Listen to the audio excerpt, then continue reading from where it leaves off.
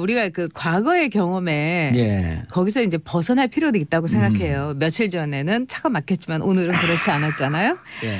저는 그 안철수 대표의 어떤 승부수, 예. 이 전 당원 투표에 이제 자신의 정치적 생명은 물론 그 바른 정당하고의 통합을 걸겠다 하는 것이 전반적으로 굉장히 냉소적으로 보고 있는 것 같아요. 그럴 만하기도 하죠. 그동안은 이제 안철수 대표가 보여줬던 아마추어적이고 또 오락가락하는 예. 행보라든가 그러면서도 또 정말 답답하다 하고 그 지지했음에도 불구하고 가슴을 치게 되는 이런 건 있었습니다마는 제가 보기에는 첫째 정치라는 거는 이 목숨을 걸어야 되는 거죠. 정치인이 걸 게 뭐가 있겠어요. 생물학적인 목숨보다 정치적인 목숨이 더 막중한 거거든요. 생물학적으로 죽어도 정치인은 정치인이지만 정치적 생명이 죽으면은 더 이상은 이제 한 인간으로서도 잊혀지는 거니까 그런 점에서 이제 정치적 생명을 걸었다는 승부수를 띄운 거죠. 그렇죠. 그건 제대로 된 딱 느낌은 오세요. 승부수를 띄운 게. 당연하죠. 이것보다 더한 승부수가 어디 있겠어요. 그리고 두 번째는 냉소적으로 보고 냉소적으로 말할 수 있는 자격이 과연 대한민국 국민 중에 또는 정치인 중에 진짜 있을까 이런 생각도 들어요.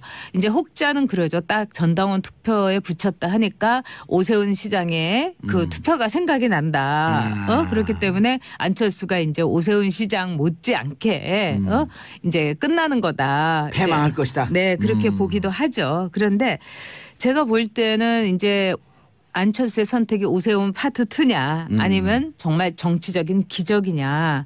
저는 안철수가 폭망을 한다 하더라도 이런 하나의 승부수를 띄우고서라도 이 정치판을 떠난다면 그 자체가 의미가 있다 이렇게 생각을 해요.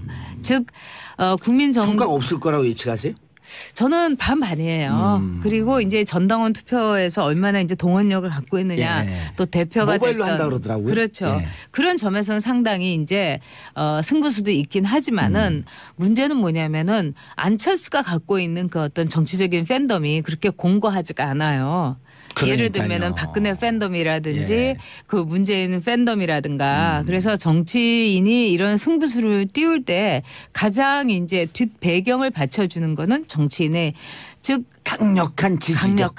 네가 어떤 짓을 하더라도 여기까지 나갈 수 있는 정치인의 어떤 강력한 팬덤인데 그 점에서는 부족하죠. 그리고 두 번째는 국민의 정당이 갖고 있는 아주 묘한 그 얼치기 지역 그 기반에다가 또 그러면서도 그들이 갖고 있는 가치가 굉장히 혼재되어 있다는 것. 그런 점에서는 저는 문제는 있다고 보지만은 그러나 우리 국민들이 갖고 있는 시선도 있어요. 좀 이제 고만했으면 좋은 사람들이 있잖아요. 그 사람들을 꽤 많죠. 네. 그래서 이번에는 뭐 안철수가 이제 기자회견에서 구태와의 이별을 얘기를 했지만은 국민들 특히 이제 호남 지역에 있는 분들이라고 해서 다 호남 출신 정치인들을 다 지지하는 게 아니에요. 그분들도 반반이었어요. 처음에는 그 어떤 친노계로부터 이제 홀대를 받았던 그 구원이 있어서 지지한 분도 있지만 진정한 이 나라의 새로운 정치를 원해서 안철수를 지지한 사람이 있었어요. 그런 분들이 많아요. 그렇죠. 그러니까 그분들이 얘기하는 건 2016년에 총선 때 국민의당 바람 안철수 바람이 분 건 분명하잖아요. 그렇죠. 그래서 그때 이제 국민의당을 지지했던 분들이 저한테 이제 그런 얘기를 했었어요. 이 호남에 계신 분들이 무능하지 않다. 무책임하지 않다. 그러나 어설프다. 하지만 어설픈 거는 자신이 아주 고된 훈련을 통해 가면서 정말 도제 밑에서 이 호남이라는 도제 밑에서 그 정치 집단의 도제 밑에서 고생하면 되지 않겠느냐 이런 이제 생각을 하신 분도 있죠. 그래서 제가 보기에는 이 안철수의 승부수에 대해서 우리가 마음도 열고 눈도 열고 볼 필요는 있다 이렇게 생각을 합니다. 예, 알겠습니다. 그런 의미에서 정치인 안철수 전격 분석. 네. 일단 매우 독특한 캐릭터의 그 정치인이죠. 첫째는 그 모든 캐릭터가 이 반정치적이에요. 안철수는. 그러니까 골방의 정치인이고 그다음에 사람을 좋아하지 않고 그리고 사람이 떠난다는 말을 많이 들었고 실제로 그랬어요. 그래서 또 두 번째는 뭐냐면은 정치인에게 제일 중요한 거는 인파워먼트예요. 그러니까 각자의 자신을 도와주는 지지 세력 혹은 정치인들에게 당신은 뭘 해달라고 확실하게 임무를 줘야 돼요. 그게 임무임과 동시에 신뢰. 그렇죠. 그리고 자기 자신도 여기서는 손을 띄어야 되는 거죠.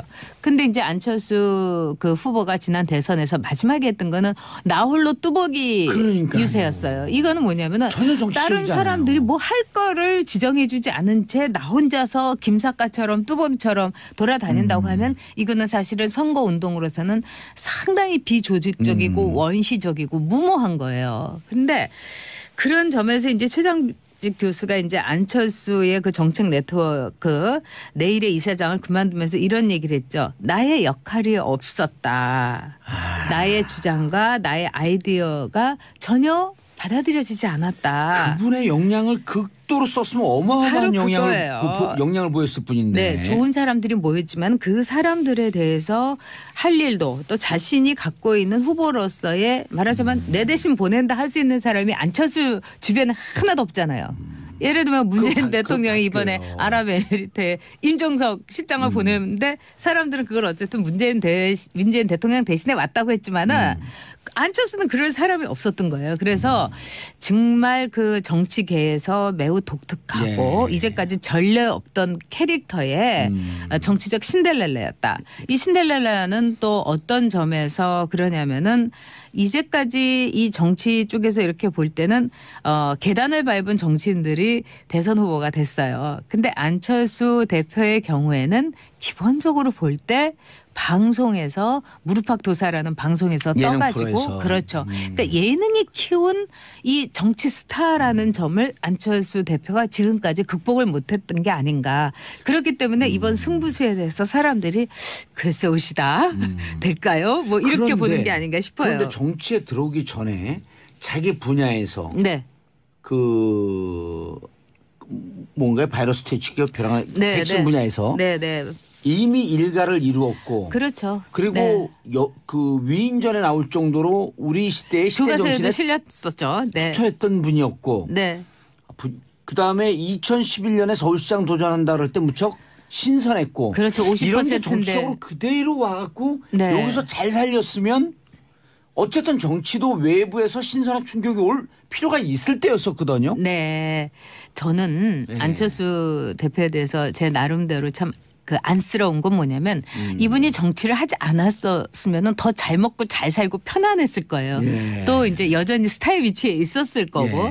근데 정치라는 데 뛰어든 거는 아마도 매우 순수한 의지가 아니었을까. 진정한 선의가 아니었을까 이런 생각이 들어요. 즉 자신에게 50%의 지지를 준 이런 국민들의 지지를 보면 이건 정말 안철수 새 정치에 대한 기대다. 그러면 이거를 내가 거부한다는 건 매우 오만하고 또 직무유기가 아닌가. 저는 이런 순수한 의지에서 출발했다고 생각해요. 근데 정치라는 거는 순수한 의지를 망가뜨리고 또 발목을 잡고 조롱하고 냉소하고 이런 거죠. 근데 그거를 안철수 대표가 이겨냈어야 되는데 지금으로 볼 때는 만신창이 일보 직전에 가서 정말 피눈물을 삼키면서 승부수를 던졌다. 이렇게밖에 볼 수가 없죠. 전 작가님 지나온 얘기지만 2011년 10월 26일 서울시장 재보궐선거였을 때 지금의 그 박원순 당시 후보는 5%도 안 나오는 그러니까요. 최약체 후보였었거든요. 그럴 때 이제 안철수 당시 일반 민간인이지만 안철수 당시 같은 경우는 50%가 넘어가요. 그러니까요. 그때 당시에 만약 시계를 되돌릴 수 있다면 그때 본인이 서울시장에 도전하는 게 맞았다? 저는 맞았다고 생각해요. 그렇지만 이제 또 한편으로는 안철수라는 한 개인이 볼 때 우리 정치에서 늘 지지율 싸움으로 할 때 그거를 부수고 싶었던 것도 자기의 새 정치라고 생각했을 거예요. 즉 5%의 지지에 대해서 50%가 양보하고 물러선다는 것도 어떻게 보면은 안철수가 갖고 있던 어떤 새로운 정치의 모습이었기 때문에 오히려 유권자들은 그때 열광했죠. 그래서 삽시간에 순식간에 눈을 떠보니까 대선 후보가 돼버린 거예요. 근데 그 대선에서도 이제 당시에 문재인 후보에게 이제 양보를 했었는데 이런 양보의 정치에 대해서 열광했던 유권자들을 잡아두려면 어떤 게 있어야 되냐. 정치라는 건 뭐냐면 그러니까요, 진짜. 그렇죠. 즉 자신의 장점을 살렸어야 돼요. 안철수가. 근데 안철수 대표는 정치인으로서의 자신의 장점을 오히려 버리면서 민주당에 입당하고 또 민주당을 탈당해가지고 그다음에 국민의당이라는 어떻게 보면은 거기에서 이 호남 쪽에서도 그분은 이제 그만하셨으면 정말 오래 하셨고 그동안 정말 수고하셨으니까 요새 말로 그런 분들하고 다시 손을 잡은 데서 안철수의 패착이 있었다. 지금 안철수 대표가 하는 행보를 보면 참 고난의 행군이나 마찬가지인데 아마 그때 꼿꼿하게 자기의 위치를 점하고 있었으면 지금 굉장히 다른 성적표를 받아들일 수도 있었을 겁니다. 예. 전혜옥 작가님께서 보시기에 이제까지 여러 이제 잘못된 선택이 있었다라고들 많이들 얘기하는데 정치를 깊게 이해하고 깊게 바라보는 시선에서 정치인 안철수로서 가장 잘못된 선택이 뭐였었던 것 같아요? 제가 보기에는 어디서부터 이게 잘못 민주당에 들어간 거였다고 생각해요. 네. 지금 안철수는 그 당시 굉장히 많은 자산을 갖고 있었잖아요. 즉 5%에게 양보할 수 있는 안철수 대표였고 또 문재인에게도 하나의 양보를 했던 여러 가지 상황인데 그런 점에서 저는 안철수 대표가 자신이 갖고 있었던 새로운 정치의 그 틀을 스스로가 깨버린 거예요. 그거는 마치 유리 그릇과 마찬가지로 아주 조심스러워야 되는데 거기서부터 이제 안철수의 이제 그 잘못된 행보가 이제 시작이 됐다. 이렇게 이제 볼 수가 있는 거죠. 민주당 에 들어가지 말고 중도 진영에서 자신의 캐릭터를 갖고 정치를 계속 하는 게 맞았었다. 그렇죠. 그리고 예를 들자면 이제 그냥 무소속 정치인으로 남는다는 것은 상당히 안철수 대표로서도 힘들었을 거예요. 그렇지만은 거기에서 사람들을 이제 하나둘씩 모아가지고 지금 안철수 대표와 함께 할 수 있는 정치인이라는 거는 지금 몇 명이겠어요.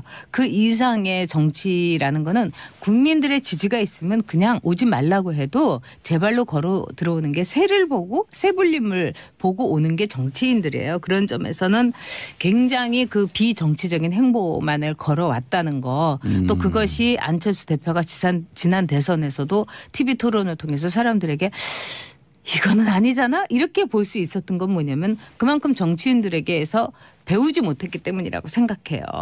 그래서 안철수 대표가 지금 이제 김성민 씨가 이제 질문을 주셨는데 회사에서 했던 일 또 저희 업계에서는 아마 IT 업계에서 이제 일을 하시니까 아주 희귀한 일로 선망의 대표였는데 왜 정치에서는 이렇게 되고 말았을까요? 즉 많은 분들이 그래요. 너무 좋은 사람이었는데 저 사람 정치를 하더니 어떻게 저렇게 됐을까? 정말 저도 궁금해요. 그렇죠. 정치 DNA가 없는 거 아닐까요? 아니에요. 멀쩡한 사람이 왜 정치에만 들어가면 저렇게 망가질까? 이게 모든 국민들이 갖고 있는 의문일 거예요. 그거는 뭐냐면 정당 정치에 함몰했기 때문이에요. 이 정당이라는 곳에서 구정치에 자신을 담으면서 자신의 컬러와 자신의 장점을 잃어버리는 것. 이런 점에서 저는 안철수 대표가 정당 정치에서 새로운 길을 진즉 갔으면은 지금과 같은 고통은 없었을 거다 이렇게 보죠. 사람들이 떠나는 건 어떻게 보세요, 그거는 이제 안철수. 그건 정말 이해가 안 돼요. 정치인으로서 약점 아니에요? 저도 뭐 그런 얘기 한 적 있어요 방송에서. 근데 그 얘기는 많이 했으니까 다른 측면에서 얘기하면 정치인들도 나빠요. 이 국민의당이라든가 몇몇 안철수 대표와 달쌈스벳이에요? 네? 달쌈스벳 달면 삼큐 쓰면 맨날 달쌈스벳. 그런 것도 그런 게 크죠. 근데 제가 보기에는 정치인들은 좀 약간 이런 말씀을 제가 너무 심하게 알지 모르지만 약간 거지 근성이 있는 것 같아요. 정치인들이요? 네. 충격.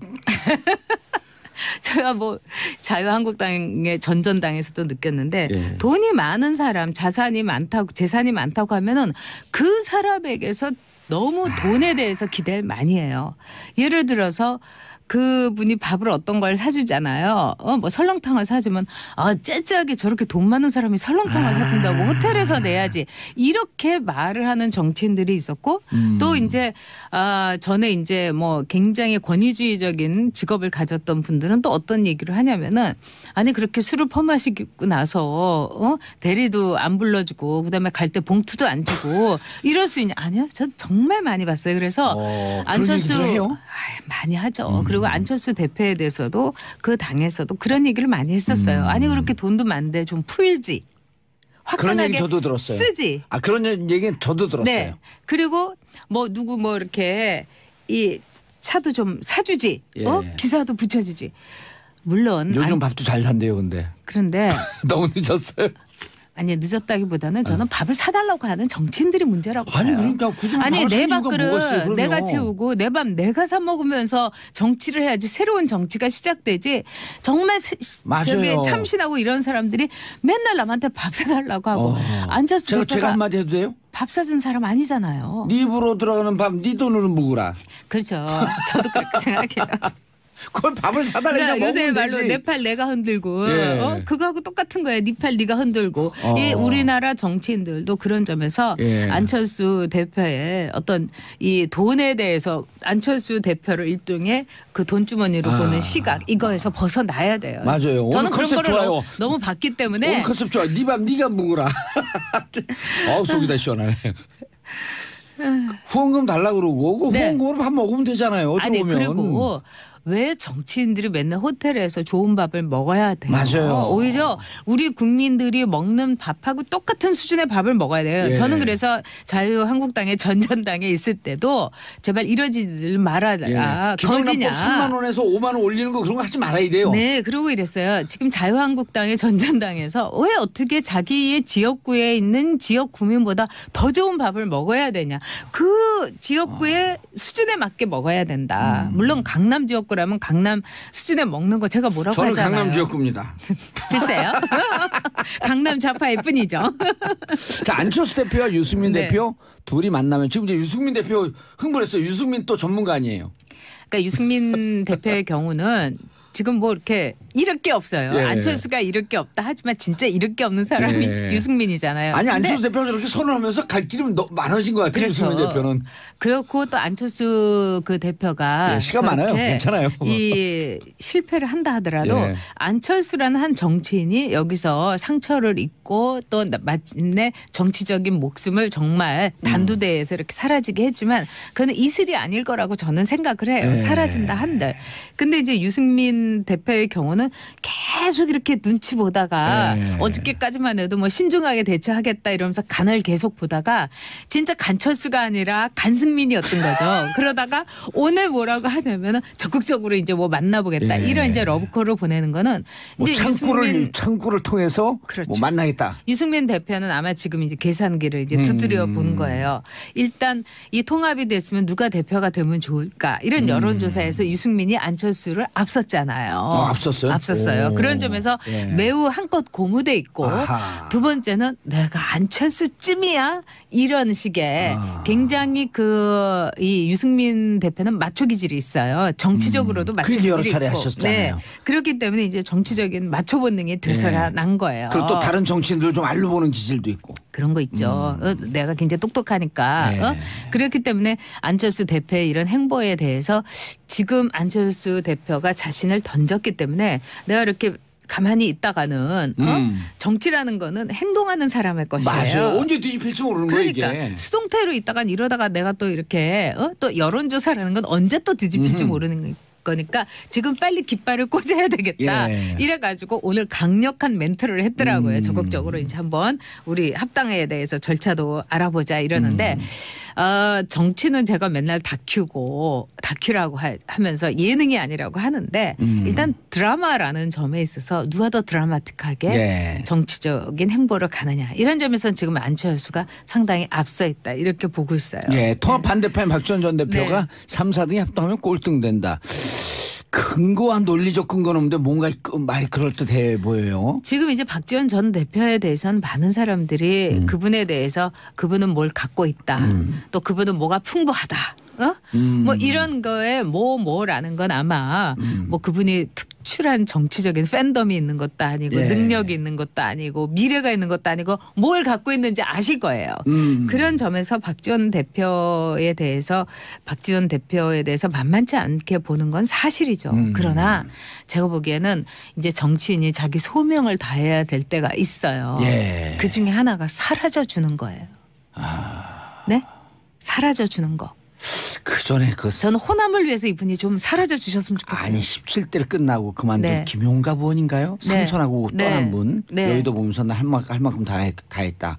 이게 무슨 마르고 닳도록 대를 이어서 할 직업이냐 하면서 던졌을 때 그분이 우리 솔직히 말씀드리면 좌파나 진보 중에서 보수 꼴통이라고 표현했었거든요. 네. 근데 떠날 때 깔끔하게 떠나는 모습을 보면서 이미지가 완전히 틀려지더라고. 그리고 국회에서도 그분하고 같이 상임위를 했던 김용갑 씨 맞죠? 김용갑 의원 다 저기 그때 열린우리당 의원들조차도 굉장히 좋아했어요. 왜냐하면 같이 상임위를 해보면 10분 전에 딱 와서 있으시고 그다음에 아주 깔끔한 분이에요. 멋진 모습이었어요. 네. 지나 보면. 그리고 이제 김용갑 의원하고 저거는 참 잘 지냈는데 나중에 이제 제가 박근혜 그 대통령 전 대통령한테 등을 돌려서 저를 무지무지 미워하셨어요. 박근혜 대통령하고 또 친했나요? 그분하고? 그분은 대단한 그 박근혜 친박. 네, 그렇지만은 그분이 최근 들어서 인터뷰를 하면서 내가 국민들에게 면목이 없다. 박근혜를 지지했기 때문에 그리고 이럴 줄 몰랐다. 그럼요. 그래서 처절한 어떤 반성문을 쓰셨는데 저는 그런 것이 정치인의 노 정치인의 모습이라고 생각해요. 노 정치인은 사라져 줄 때를 알아야 되는 거예요. 안철수 대표 마지막 이제 권력을 줄일 수 있을까요? 아마 힘들 겁니다. 그러나 유승민은요? 거기는 절대로 안 되고요.